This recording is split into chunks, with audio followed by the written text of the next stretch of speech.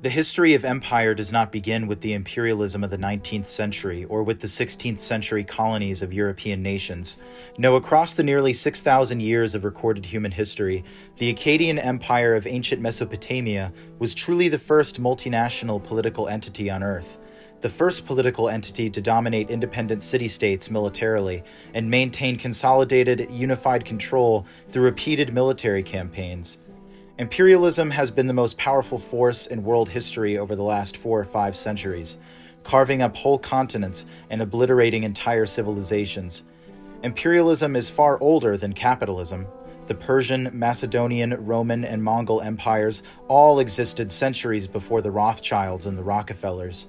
Emperors and conquistadors were interested mostly in plunder and tribute, gold and glory. However, modern capitalist imperialism differs from these earlier forms in the way it systematically accumulates capital through the organized exploitation of labor and the penetration of overseas markets.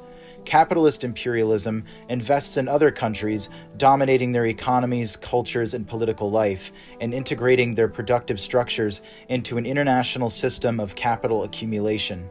The privateer ceaselessly searches for ways of making more money in order to make still more money. One must always invest to realize profits, gathering as much strength as possible in the face of competing forces and unpredictable markets.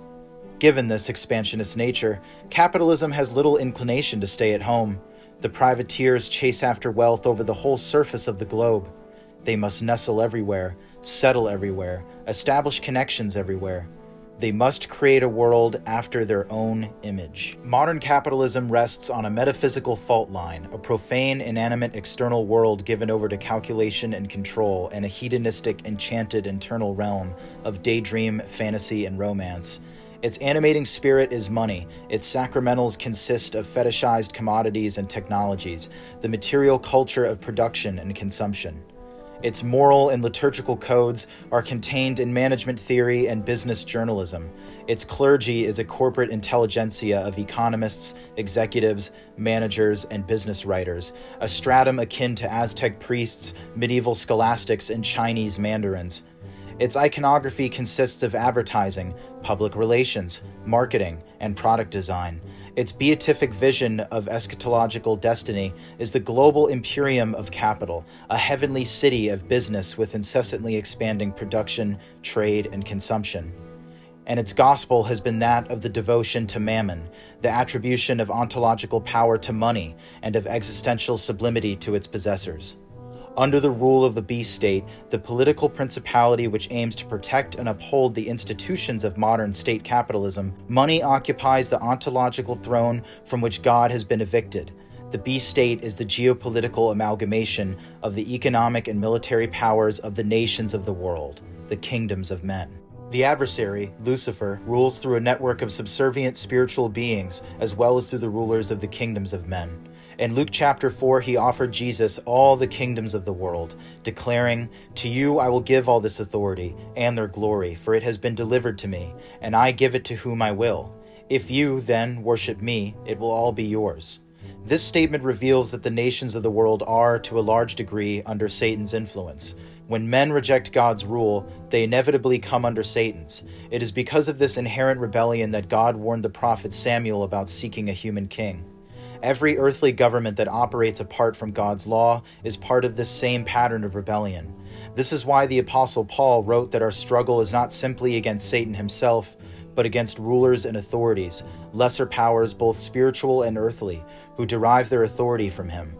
From Babel onward, every attempt by man to unite and govern themselves apart from God has been viewed in Scripture as rebellion. Each successive empire that flowed from Babel, Egypt, Assyria, Babylon, Rome, follows this same pattern.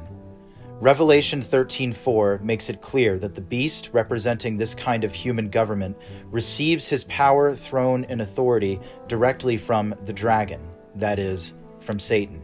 The biblical Garden of Eden represents a profound mythological and historical paradigm, acting as a symbolic reflection of the roots of civilization, where nomadic hunter-gatherers transitioned to settled agrarian societies to the fertile lands of the ancient Middle East. Archaeologists generally agree that the revolutionary shift to farming and permanent villages began about 10,000 to 12,000 years ago, in a region spanning modern-day Iraq, Syria, and southeastern Turkey, matching the traditional geographical descriptions of the Eden narrative.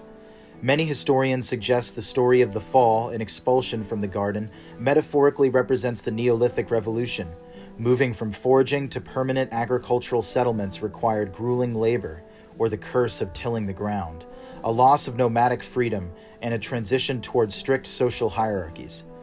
Within the philosophical and proto-scientific tradition of alchemy, the law of equivalent exchange dictates that in order to create something, another thing of equal value must be exchanged.